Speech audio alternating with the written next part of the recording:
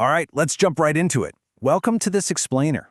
Today, we're taking a really close look at an innovative oncology company called NovoCure, and we're going to run it through an absolute financial gauntlet. We'll be stress testing this stock against the most famous investment frameworks in history. Basically, we want to see if its fundamental numbers actually hold up to the undeniable medical hype. Here's our roadmap for today. First, a NovoCure company snapshot.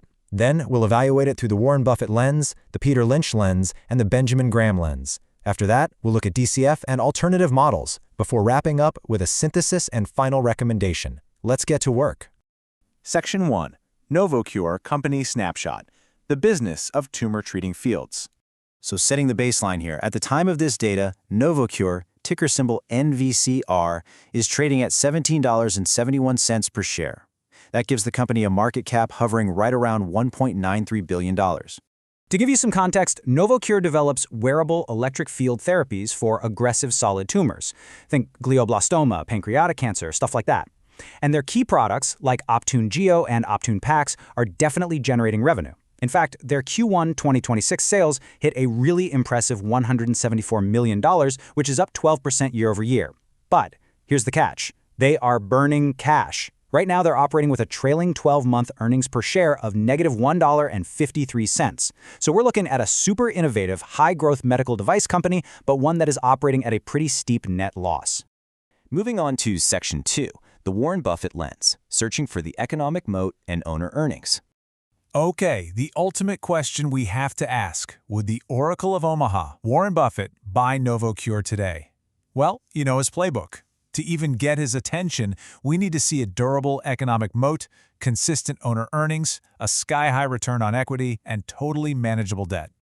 Interestingly enough, the economic moat is incredibly strong. Their patented tumor-treating fields tech and those hard-won FDA approvals, they create massive barriers to entry. And their debt levels are actually very manageable. We're talking $234 million in debt, easily covered by over $441 million in total cash. But yeah, that's kind of where the good news ends for Buffett. The company has a negative free cash flow of over $75 million, which means exactly zero earnings consistency. Plus, the return on equity is a completely dismal negative 50%. So what's Buffett's final verdict? It's going to be a hard pass at this current price, simply because of that complete lack of present-day profitability. So to value this company beyond just a strict no, we have to do a bit of an assumption pivot. We have to shift our focus away from today's negative cash flow and look toward the projected future. Analysts are actually forecasting that by 2029, NovoCure could reach earnings of almost $120 million. And honestly, that future profitability, that's the absolute core of the entire bull thesis for this stock. Section 3. The Peter Lynch lens, growth, PEG ratios, and Wall Street darlings. Now, how would Peter Lynch categorize this biotech? Well, given their really heavy R&D spend and those recent FDA approvals like Optune Pax, Lynch would most likely view NovoCure as a fast grower, or potentially even a turnaround play, assuming you believe in their long-term path to actually getting into the black. Running through Lynch's checklist reveals a real mixed bag. First off, the balance sheet is rock solid. They've got a current ratio of 2.90. But on the flip side, we literally can't even calculate a PEG ratio right now because, well, the earnings are negative. And here's the absolute biggest warning sign for Lynch, that massive 84.6% institutional ownership. Remember, Lynch loves those hidden gems completely ignored by Wall Street, but the big money has clearly already crowded into NovoCure. Add in a pretty low 5.5% insider ownership, along with a recent CEO stock sale, and Lynch would likely rate this stock a hold at best. Moving to Section 4, the Benjamin Graham lens, the defensive investor's margin of safety. Next up, does NovoCure pass Benjamin Graham's defensive investor test? As you probably know, Graham's conservative checklist is notoriously ruthless, especially on high-growth biotech. Let's see how it holds up. As we look at the criteria, it's clear that while NovoCure definitely has adequate size at almost $2 billion and a very healthy current ratio, it just completely fails Graham's core fundamental requirements. There is absolutely zero earning stability, no dividend record, and with a negative PE and a price-to-book ratio near 6, it's just entirely too speculative for a traditional value investor.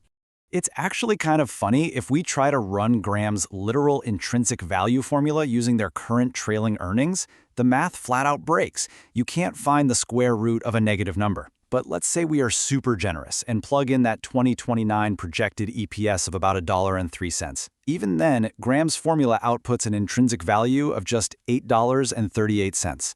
At today's $17 price tag, that offers absolutely zero margin of safety. Section 5. DCF and Alternative Models, Modeling the Future Cash Flows. Okay, so since those traditional, backward-looking value frameworks completely break down here, we really have to rely on forward-looking quantitative models. A discounted cash flow, or DCF analysis, is exactly what we need. It allows us to translate all that complex future growth and those lofty 2029 projections into a single, understandable present-day value. And of course, it discounts for the execution risk using the weighted average cost of capital. So based on the detailed DCF modeling from our sources, if NovoCure can actually pull this off and hit those 2029 revenue and profitability targets, the base case fair value comes out to $26.07. When you compare that against the current stock price, it reveals a massive 44% implied upside. That is, if you're an investor willing to stomach the near-term cash burn. Furthermore, when we look at alternative relative models, NovoCure's story flips completely on its head. Right now, it trades at a price-to-sales multiple of just 3.13. When you stack that up against medical equipment peers like Glaukos at over 14 or Liquidia at a staggering 40, NovoCure actually looks drastically undervalued relative to standard sector multiples. It's like a night and day difference. Finally, Section 6. Synthesis and Final Recommendation, the final verdict on NovoCure. We've run the gauntlet, and pulling this all together reveals some pretty massive narrative tension. It's like two different worlds. Traditional value metrics demand a super steep discount, all the way down to about $8.38 before you'd even consider buying. Meanwhile, future-focused DCFs and peer sales multiples are practically screaming that the stock is deeply undervalued and should be trading well above $26. Look, the fundamental strengths here are absolutely undeniable. You've got revolutionary tech, expanding FDA approvals like Optune Pax, and a stellar 78% gross margin. But the risks are equally stark. They have significant cash burn, negative 27% operating margins, and a total reliance on management executing flawlessly all the way through 2029. So blending the gurus and the quantitative models, our final verdict lands squarely on a speculative buy or a firm hold. Ultimately, it comes down to execution. If management can secure that runway to profitability by 2029 and do it without heavy shareholder dilution, the quantitative data firmly points to an intrinsic fair value of $26.07 per share. So as we wrap up this explainer, you really have to ask yourself a tough question. In the high-stakes world of biotech investing, does the life-saving potential of a technology justify ignoring the harsh realities of present-day cash burn? Or is patience your absolute ultimate margin of safety? Definitely something to chew on. Thanks so much for joining me for this analysis. Keep learning, keep questioning, and I'll see you in the next explainer.